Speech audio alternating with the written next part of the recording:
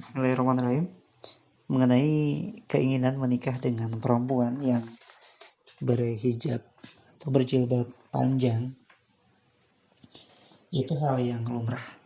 Dan bahkan dalam riset penelitian disebutkan laki-laki itu sangat kagum, lebih kagum melihat perempuan yang memiliki hijab yang panjang. Ada kekaguman. Kan dalam hatinya berbicara, kayaknya ini baik dijadikan untuk ibu anak-anak saya. Untuk mendapatkan wanita seperti itu di mana? Makanya ketika kita dalam kondisi mau menikah dan mencari jodoh, sesuaikanlah dengan apa yang kita inginkan. Ya kalau kita menginginkan perempuan seperti itu, ya tidak mungkin kita bisa didapatkan misalnya di diskotik ataupun di tempat-tempat klub malam, nggak mungkin. Didapatkannya di mana? Di pesantren, komunitas-komunitas dakwah. Maka kita masuk ke sana mencari di wilayah itu. Terus mengenai keinginan nanti menikah secara mewah dari segi walimahnya mewah, ketika kita mampu silahkan, itu hal yang boleh. Dalam Islam itu yang namanya walimah sunnah. Rasulullah mengajarkan rayakanlah walimah walaupun hanya dengan menyembelih seekor kambing. Jadi walimah itu sunnah, merayakan pernikahan itu sunnah. Sekemampuannya, jangan sampai itu kita merayakan sampai kita pinjam ke sana kemari. Itu yang nggak boleh. Tapi ketika kita mampu untuk sewa gedung, ya silahkan. Ketika kita mampu, itu bukan hal yang dilarang dalam agama kita. Wallahu a'lam bishawab. Bismillah, dalam prosesi ta'aruf ini kita bisa mengenal siapa yang menjadi calon kita. Salah satunya dari orang terdekat dia. Dari orang terdekat keluarga. Misalnya gini, kita sedang ta'aruf dengan seorang ikhwan. Boleh kita bertanya kepada sahabatnya, kepada tetangganya, atau bertanyanya melewati kakak kita. Minta kakak kita untuk bertanya kepada saudaranya, tetangganya, sahabatnya mengenai keseharian dia. Aktivitasnya, dianya suka ke masjid atau tidak, bagaimana kesehariannya, tutur bahasanya, sebagainya. Coba kita tanyakan.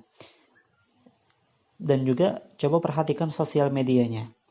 Boleh ketika kita dalam kondisi sudah ta'aruf, kita stalking, dalam artian kita lihat bagaimana status-status dia ketika di sosial media. Apakah hal-hal yang sifatnya baik ataukah hal-hal yang sifatnya bermasalah.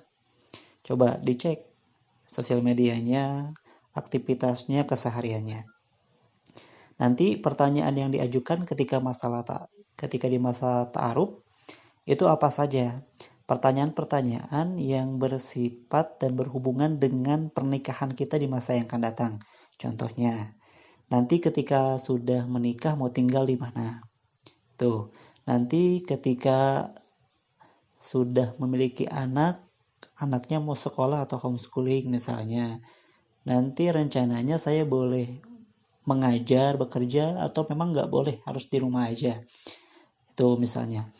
Dan ini pertanyaan yang penting. Coba tanyakan kepada calon suami. Ada niatan untuk berpoligami nggak nanti ketika sudah menikah? Jangan sampai ketika nanti sudah menikah ternyata kita mengiranya tidak berniat untuk berpoligami, ternyata ketika sudah menikah berpoligami. Poligami hal yang dibolehkan dalam agama kita, namun komitmen mengutarakan keterbukaan dari awal ketika ta'aruf itu juga penting, harus diutarakan. Bismillahirrahmanirrahim. Bagaimana dengan kondisi ketika ditemukan ada laki-laki yang kurang baik justru menikah dengan perempuan yang baik? Contoh misalnya, maka dalam sejarah ditemukan ada Bunda Asiyah binti Muzahim itu menikah dengan Fir'aun yang zalimnya udah tingkat atas, bahkan mengaku sebagai Tuhan.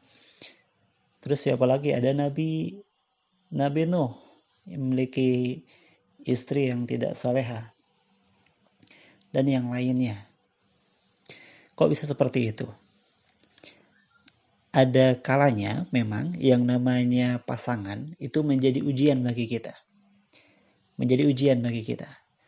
pasangan itu bisa menjadi ujian dan melatih kesabaran kita. Bunda Asiyah binti Muzahib bisa masuk surga dan bahkan disebut sebagai salah satu dari 4 wanita terbaik dunia itu karena kesabarannya menghadapi Fir'aun. Sangat sabar menghadapi Fir'aun, sangat telaten. Karena sabarnya dan mempertahankan keimanannya, maka Bunda Asiyah binti Muzahim itu disebut sebagai wanita terbaik dunia. Ada kalanya seperti itu. Ada kalanya memang ketika laki-laki yang kurang baik menikah dengan wanita yang baik, akhirnya ketika sudah menikah laki-laki yang jadi baik. Jadi dibaikannya itu ketika sudah menikah. Ya, wallahu a'lam bishawab. Ya, bismillah. Tentang hubungan yang sudah terjalin, mengetahui apakah laki-laki sudah siap menikahi dengan kita, yang perlu dipegang adalah jangan langsung percaya ketika ada laki-laki yang mengatakan dia ingin menikahi kita. Karena apa, boleh jadi itu hanya perkataan saja. Yang perlu dipegang itu adalah komitmen. Komitmen laki-laki dia mau menikahi kita adalah ketika dia sudah sanggup datang ke wali kita, ke orang tua kita. Kalau orang tua sudah tiada, ke kakak kita atau ke adik kita, wali kita. Dia mendatangi wali kita, orang tua kita, dia menyatakan mau menikah dengan kita, dan dia menghindari hal-hal yang sifatnya dilarang oleh agama. Misalnya pegangan tangan, adanya sentuhan fisik, dan yang lainnya. Dia akan menghindari itu. Laki-laki yang benar-benar ingin dengan kita, yang serius dengan kita, dia akan berkomitmen, dia akan melakukan hal-hal yang memudahkan menuju pernikahan kita. Jadi pegang komitmennya. Pegang komitmennya, apakah dia sanggup datang ke rumah kita, dia mau bicara langsung dengan orang tua kita atau tidak. Jadi bukan hanya perkataan, tapi komitmen dari laki-laki itu yang harus dipegang. Apakah kita harus bertanya kepada laki-laki itu? Harus kita tanyakan. Jelas kita tanyakan, apakah kamu itu ada niatan untuk nikahi saya atau enggak? Atau hanya PHP misalnya. Tanyakan, apakah ada niatan untuk menikahi? Kalau ada, kapan, bagaimana, di mana, dan sebagainya. Tanyakan komitmen itu. Waalaikumsalam warahmatullahi wabarakatuh. Yang namanya pacaran itu tidak ada dalam Islam. Hal yang sifatnya hubungan, komitmen untuk melampiaskan nafsu ataupun untuk mendapatkan fitrah mencintai, melampiaskan fitrah mencintai hanyalah pernikahan. Apapun yang sifatnya hubungan sebelum pernikahan ditiadakan, kecuali yang sifatnya ta'aruf, pendekatan, dan itu pun niat ta'aruf pun untuk melaksanakan pernikahan. Jadi ketika kita masih pacaran dan ketika kita punya hubungan dengan lawan jenis kita, segera putuskan. Kalau kita cinta dengan akhwat itu, kita cinta dengan perempuan itu, kita tidak akan menyakitinya. Kita akan pegang komitmen dengan dia, kita tidak akan punya hubungan dengan dia, kita akan berusaha, kalau memang kita jodoh dia, kita akan memantaskan diri kita agar suatu hari nanti ketika kita sudah pantas, kita datangi dia. Waalaikumsalam warahmatullahi wabarakatuh. Ketika kita dalam kondisi harus menunggu selama 2 tahun, apa yang harus kita lakukan? Yang jadi tolak ukurnya adalah kita sendiri. Apakah kita sanggup untuk menunggunya atau enggak? Ketika kita sanggup untuk menunggunya, ya silahkan, tidak masalah. Namun yang menjadi masalah adalah ketika kita dalam kondisi sudah benar-benar menuntut diri untuk segera menikah. Karena ingin menjaga pandangan atau memang ada beberapa menyebabkan kita ingin segera menikah. Ketika kondisi ingin segera menikah, saran saya jangan yang mencari sampai menunggu tahun-tahun. Carilah yang benar-benar siap melaksanakan sesegera mungkin dan juga semampunya. Jadi ukurannya itu ke kita, apakah kitanya sanggup untuk menunggu itu atau tidak. Ketika kita sanggup menunggu selama 2 tahun, usahakan di sana tidak ada hal yang sifatnya ikatan. Hal yang sifatnya ikatan. Misalnya ikatan pacaran, ikatan dan sebagainya, nggak boleh. Karena apa? Hanya lebih kepada komitmen antara satu dengan yang lain, bahwa saya ingin menunggu kamu, kamu ingin menunggu saya. Kalau seorang laki-laki yang baik ketika melihat kondisi ini, dia tidak akan mengikat wanita itu.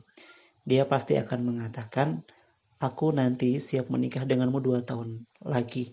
Ketika nanti aku sudah siap, aku akan datang melamarmu dengan kondisi yang benar-benar siap. Namun ketika dalam perjalanan kamu menemukan laki-laki yang lebih baik daripada saya, kamu boleh menerimanya. Laki-laki yang soleh, dia tidak akan mengekang seorang perempuan. Kenapa? Dia tahu komitmen dalam menikah. Waalaikumsalam warahmatullahi wabarakatuh. Tentang pernikahan beda usia, sudah jelas bahwa Bunda Khadijah itu usianya 15 tahun di atas Rasulullah. Rasulullah 25 tahun, Bunda Khadijah 40 tahun. Itu pendapat yang masyhur. Bedanya 15 tahun, bukan 2 ataupun 3 tahun. Namun ternyata ketika pernikahan beda usia, yang dimana akhwat lebih tua di sini, yang penting paling ditekankan di sini adalah meskipun seorang akhwat ataupun istri lebih tua, jangan sampai dia meninggikan izah dirinya dibandingkan dengan suami. Jadi jangan mentang-mentang dia lebih tua dari segi usia, akhirnya dia merasa lebih pintar, lebih jago, dan lebih banyak menguasai karena merasa usianya lebih tua. Tetap meskipun dalam kondisi apapun, suami adalah kepala rumah tangga yang memiliki izah, yang memiliki kendali, yang memiliki kemudi dalam rumah tangga, yang mengatur. Meskipun dalam kondisi fisiknya sangat pendek dan sebagainya, ada kekurangan dari segi fisik, tetap yang namanya suami adalah kepala rumah tangga yang harus ditaati dan ikuti. Selama izahnya masih dijaga, meskipun kondisi usianya lebih tua, nggak apa-apa, nggak masalah. Wallahu a'lam bishawab. Bagaimana tanda seseorang adalah jodoh kita? Perasaan yang kita rasakan seperti apa? Kalau kita melalui proses yang baik dalam mencari jodoh, dan ketika kita sudah melewatinya, ciri bahwa seseorang itu jodoh kita dan kita yakin adalah kecenderungan kita kepada dia. Yang bermain di sana bukan lagi nafsu, tapi yang bermain di sana adalah bagaimana caranya untuk bisa menyempurnakan agama, menyempurnakan ibadah. Ada kecenderungan-kecenderungan yang muncul. Padahal kita tahu orang itu memiliki kelemahan. Dia memiliki kelemahan, ada kekurangan. Bahkan kita melihat ada calon yang lebih baik dari segi fisik daripada dia. Tapi kecenderungan kita itu kuat dengan wanita itu ataupun dengan laki-laki itu.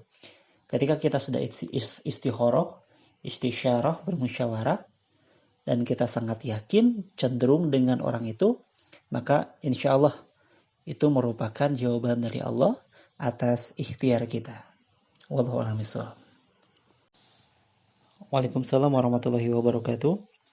Mengenai apakah kita harus menyiapkan terlebih dahulu atau nanti berjuang bersama, memperbaiki bersama pasangan. Ini merupakan pertanyaan untuk orang yang berbeda. Jadi gini, untuk kita yang memang belum menikah, alangkah baiknya dan sangat baik ketika kita menyiapkan terlebih dahulu. Menyiapkan ilmunya, menyiapkan apa-apa yang perlu kita siapkan dalam pernikahan. Insya Allah kita akan bahas besok mengenai hal ini. Apa saja yang perlu kita siapkan sebelum kita menikah. Namun ketika kita sudah dalam kondisi sudah menikah dan kita punya pengalaman yang kurang baik di masa lalu, nah ketika momentum itulah jadikan proses hijrah bersama pasangan hidup kita. Sama-sama berubah, melangkah ke yang lebih baik daripada sebelumnya ketika sudah menikah. Jadi ini merupakan pertanyaan yang untuk orang yang belum menikah, ya siapkan diri dulu. siapkan diri dulu. Untuk orang yang sudah menikah, ya sama-sama bersama pasangannya menuju ke jenjang yang lebih baik lagi daripada sebelumnya. Wallahu a'lam bishawab. Bismillahirrahmanirrahim. Sekarang kita akan membahas tentang kriteria memilih pasangan. Untuk akhwat dulu. Untuk akhwat, carilah pasangan hidup yang pertama memiliki hubungan yang baik dengan Allah. Jadi yang pertama itu lihat bagaimana hubungan dengan Allahnya. Ketika hubungan dengan Allahnya baik, pasti insya Allah orangnya akan baik. Ketika hubungan dengan Allahnya baik. Ngukurnya gimana? Lihat bagaimana ubudiyahnya, lihat bagaimana ibadahnya, bagaimana kesehariannya, lihat bagaimana sholatnya, apakah sholatnya di masjid, berjamaah atau di rumah. Cari laki-laki yang ketika sholat subuhnya berjamaah di masjid. Jangan kita terima laki-laki yang sholat subuhnya bahkan dijama dengan sholat duha. Biasanya kalau laki-laki seperti itu nyusahin. Ya betul, nyusahin. Cari laki-laki yang kedekatan dengan Allahnya baik. Ya tadi yang pertama, lihat hubungan dengan Allah. Lihat hubungannya dengan Allah. Yang kedua, lihat hubungannya dengan orang tua. Lihat hubungannya dengan orang tua. Bagaimana bahasa dia yang dia keluarkan dengan orang tua. Bahasa yang dia keluarkan, cara dia berinteraksi, cara dia memperlakukan orang tua. Karena itu menunjukkan bagaimana karakter tabiat dirinya. Kalau kita mendapati laki-laki yang bahkan kepada orang yang sudah membesarkan dan menggandungnya pun dia tidak sopan dan bahkan kasar, apalagi kepada kita yang tidak ada hubungan darah, maka cari yang hubungan dengan orang tuanya baik. Yang ketiga, cari yang hubungan dengan teman sesamanya baik. Biasanya orang itu baru keluar bagaimana kalimat-kalimat asli, bahasa-bahasa aslinya itu ketika dengan teman sebayanya atau teman dekatnya. Makanya cari laki-laki yang bahasanya baik. Nah sekarang untuk umum ikhwan maupun akhwat, kriteria memilih pasangan dalam Islam itu kita lihat dalam 4 perkara. Yang pertama kita lihat kecantikannya. Lihat ketampanannya. Jadi wajar sekali ketika kita mencari pasangan, kita berharap pasangan yang memiliki wajah yang cantik ataupun wajah yang tampan. Meskipun itu bukan ukuran yang paling utama. Wajar saja.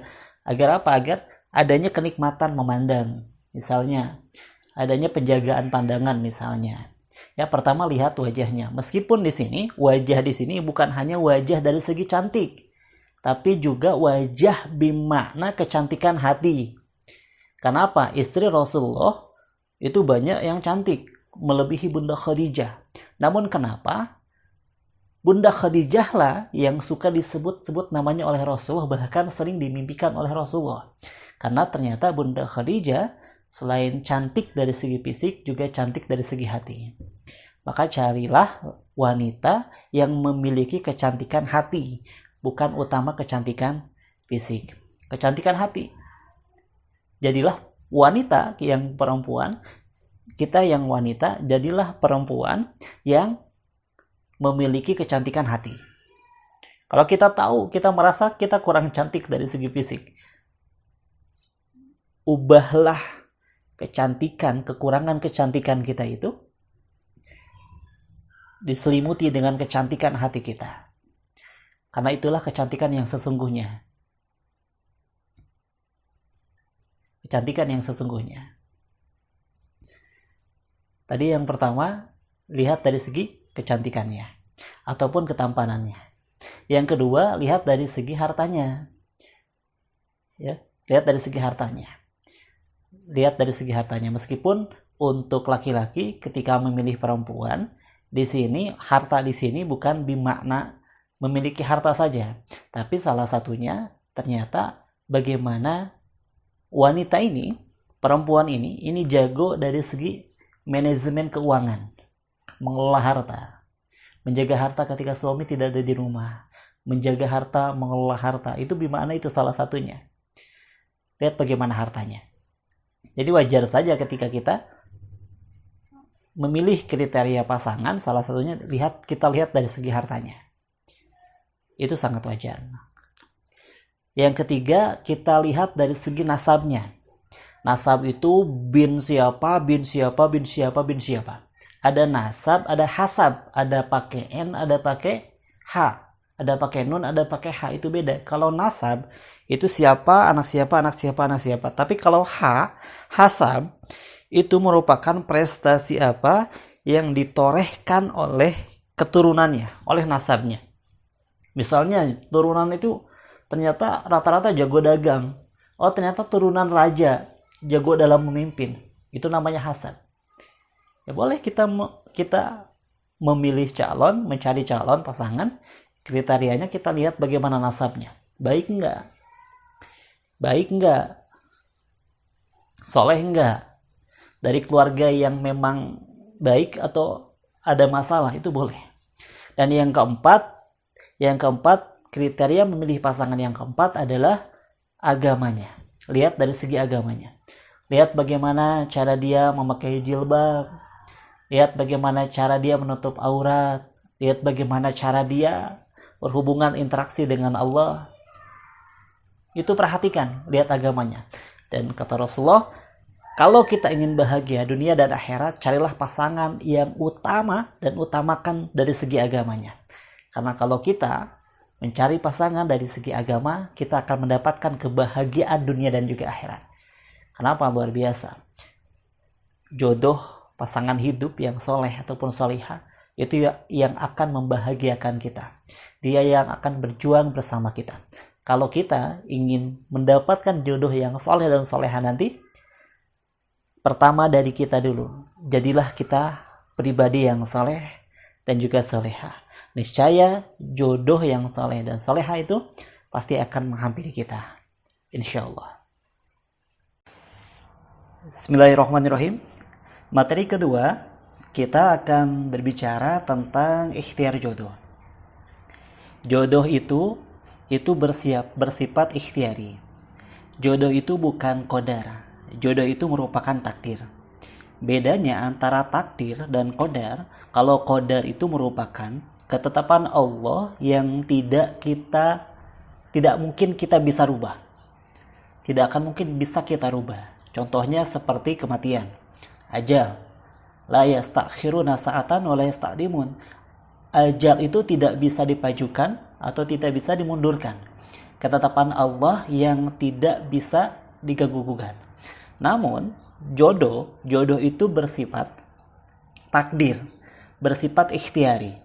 Takdir yang bersifat ikhtiari, yang mana kita bisa berikhtiar semaksimal mungkin untuk bisa mendapatkan hasil yang maksimal. Maka salah ketika orang mengatakan, ya nggak apa-apa, saya diam aja. Allah sudah menentukan kok jodoh saya, siapa, di mana. Memang Allah sudah mengetahui jodoh kita, karena Allah Maha mengetahui. Namun jodoh itu bersifat ikhtiari.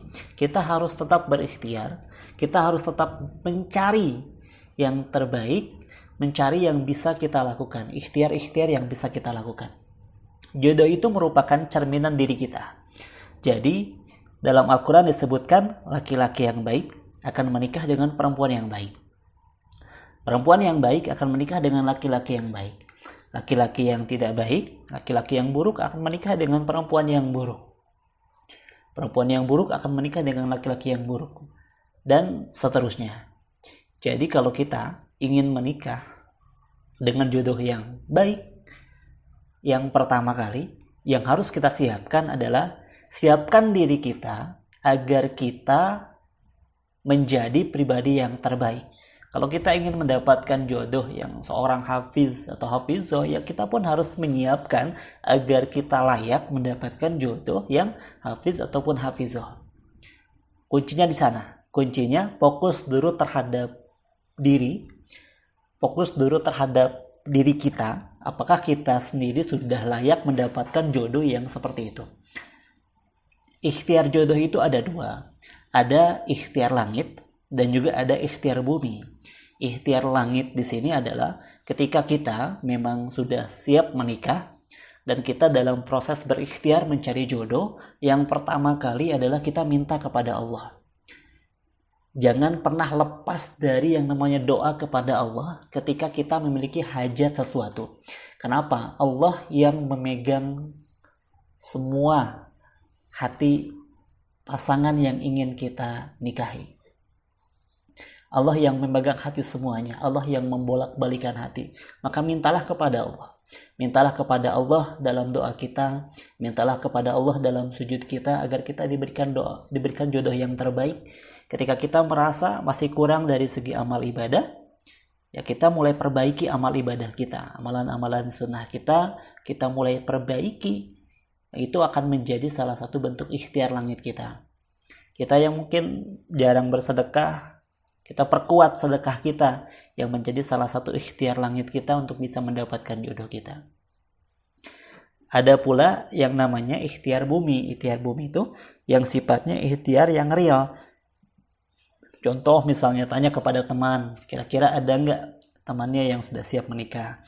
Atau kita bisa tanya kepada saudara-saudara kita yang mungkin memiliki saudara atau memiliki sahabat yang sudah siap menikah. Ketika kita menemukan, kita melakukan ta'aruf, melakukan proses-proses yang sifatnya Allah ridhoi.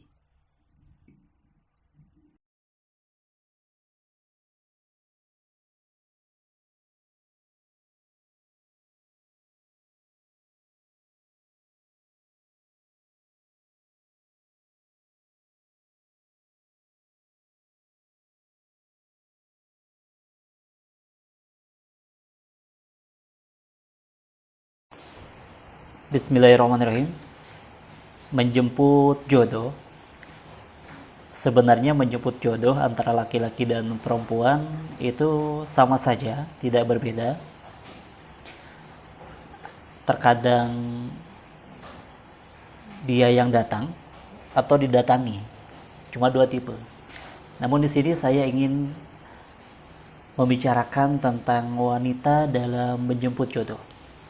Khusus untuk para akhwat yang ada di sini, ada dua tipe wanita dalam menjemput jodoh. Nah, kira-kira kita mau tipe yang mana? Kita mau pilih tipe yang mana? Ada dua tipe. Yang pertama tipenya seperti Bunda Fatimah. Bunda Fatimah adalah istri dari Ali bin Abi Thalib. Tipe Bunda Fatimah ini yang menanti dengan ketaatan. Nunggu. Jadi tipenya nunggu. Nunggu ada orang yang melamar, nunggu ada orang yang datang ke rumah. Namun disertai dengan ketaatan. Dalam artian ketika dia menunggu, dia tetap menjaga diri, dia menjaga pandangan, dia memperbaiki diri dan menghiasi diri dengan ilmu. Itu tipe Bunda Fatimah. Atau yang kedua, mau seperti tipenya Bunda Khadijah. Bunda Khadijah adalah istri dari Rasulullah SAW. Tipe seperti Bunda Khadijah ini yang memberanikan diri untuk mengajukan diri. Jadi ketika ada seorang ikhwan, seorang laki-laki yang kelihatan soleh, yang baik agamanya, kita datang kepada laki-laki itu atau melalui perantara, kita tanyakan apakah dia sudah sanggup untuk menikah, apakah dia sudah siap atau untuk menikah, dan kita memberanikan diri ingin dia untuk melamar kita. Nah, yang kedua ini nih, yang mungkin tidak banyak wanita yang bisa melakukan. Padahal ini merupakan hal yang sangat dibolehkan dalam agama kita.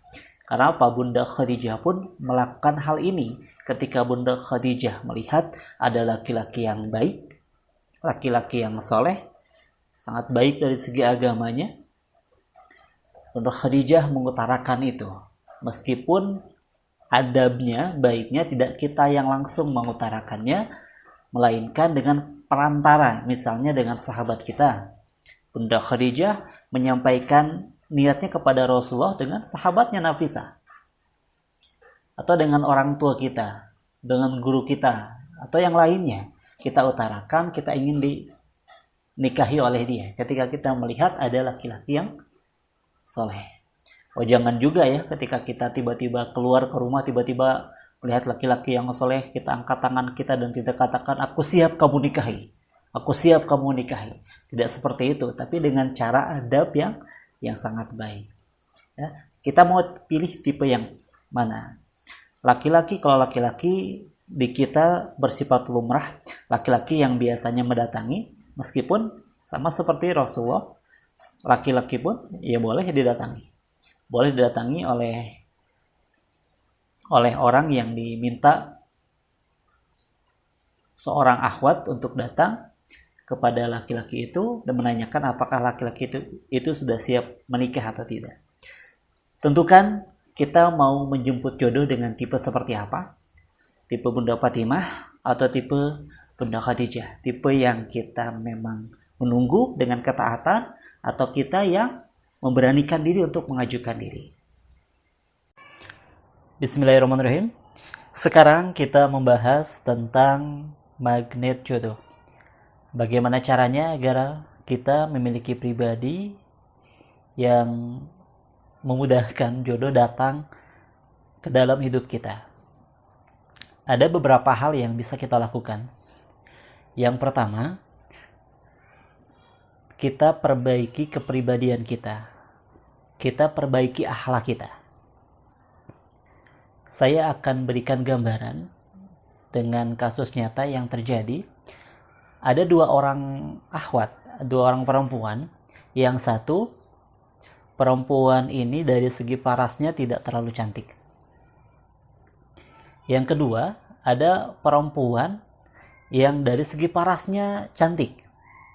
Secara logika, pasti laki-laki akan lebih banyak memilih wanita yang kedua dibandingkan dengan wanita yang pertama.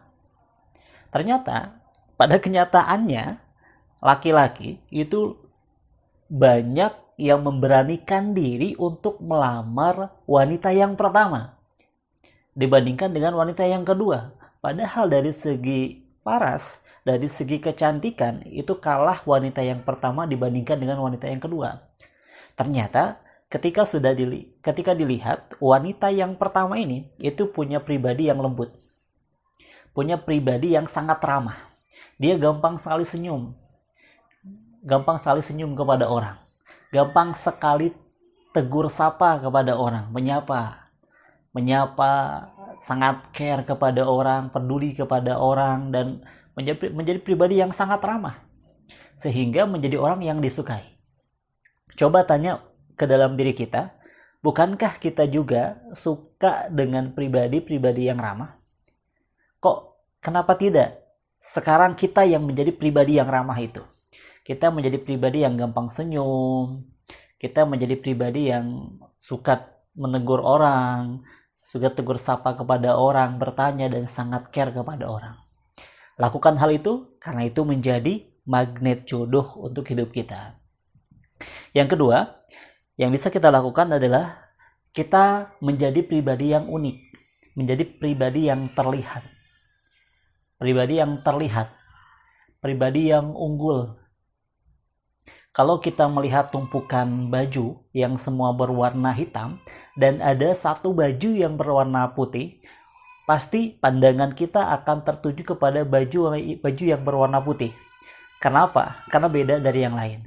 Maka latihlah diri kita agar kita menjadi pribadi yang unik. Contohnya, misalnya kalau laki-laki, perempuan itu suka dengan laki-laki yang dia bisa menghibur. Dia suka bercanda. Makanya dalam riset disebutkan salah satu poin yang dicari dari laki-laki oleh perempuan adalah humor. Selalu humor. Yang bisa menghibur, yang bisa membuat tertawa, membuat senang.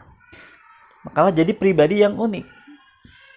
Yang kita suka bercanda, yang selama masih dalam koridornya, suka bercanda, suka tegur sapa dan sebagainya. Inilah pribadi yang unik. Dan yang ketiga yang bisa kita latih adalah coba kita menjadi pribadi yang terlihat. Kalau kita ingin menjadi seorang pembicara, jadilah pembicara yang hebat sehingga kita menjadi pribadi yang terlihat. Kalau kita ingin menjadi seorang penulis, jadilah penulis yang hebat agar kita menjadi pribadi yang terlihat. Sehingga apa? Sehingga kita menjadi pribadi yang dilirik oleh orang lain. Ketika kita memiliki kemampuan, memiliki keahlian, akan banyak orang yang menginginkan untuk menjadi pasangan hidup kita. Dan itu menjadi salah satu ikhtiar kita agar kita bisa menjadi magnet jodoh.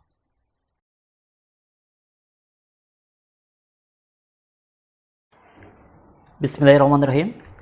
Pada materi pertama ini, kita membahas tentang kerisauan perihal jodoh.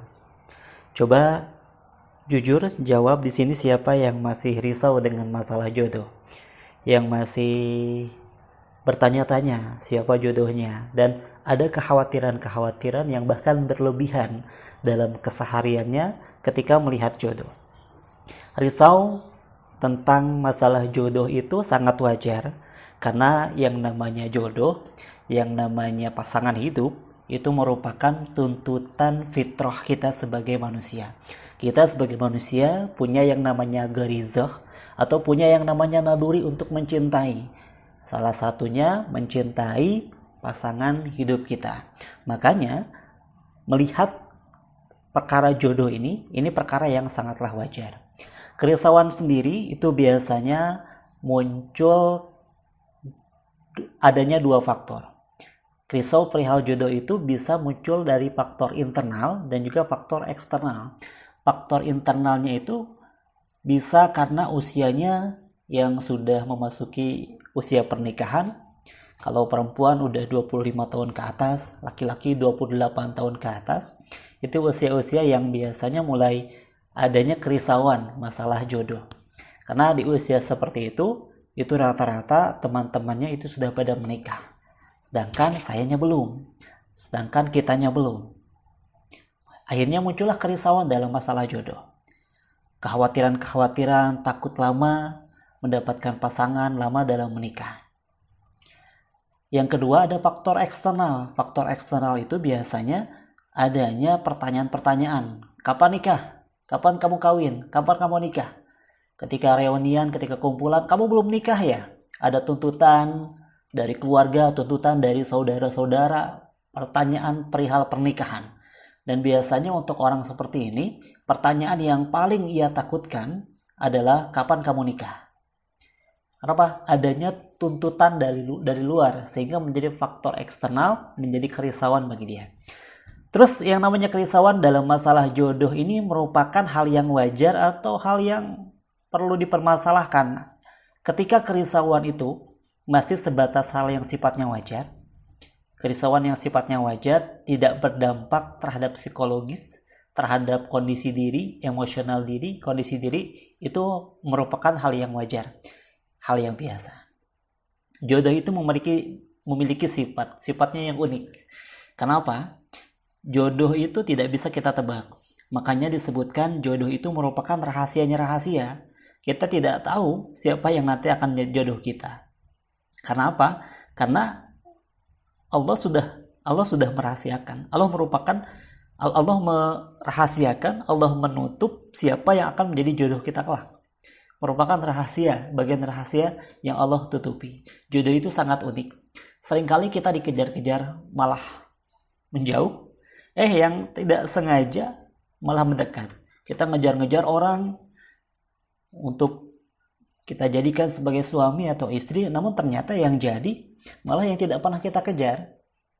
Kita yang seakan sudah pasti dengan jodoh kita, bahkan berhubungan sudah lama, ada komunikasi yang sudah lama, ternyata malah ketika hendak mau menikah kita meragukan dia. Yang kita selalu impikan untuk berujung kepada pernikahan, tak pernah bersanding. Yang tidak pernah kita impikan malah bersanding. Jauh-jauh hari kita nyari, jauh-jauh kita nyari kesana kemari, ternyata yang menuju ke pelaminan adalah teman sekolahan. Yang menuju pelaminan adalah tetangga kita. Itu memang jodoh. Jodoh adalah rahasianya rahasia. Yang perlu kita perhatikan adalah kita melakukan semaksimal mungkin yang bisa kita lakukan dalam penantian jodoh. Dan ketika kita sedang menanti jodoh, usahakan kita menanti dengan penantian yang terbaik, memantaskan diri kita agar kita kelak mendapatkan jodoh yang terbaik.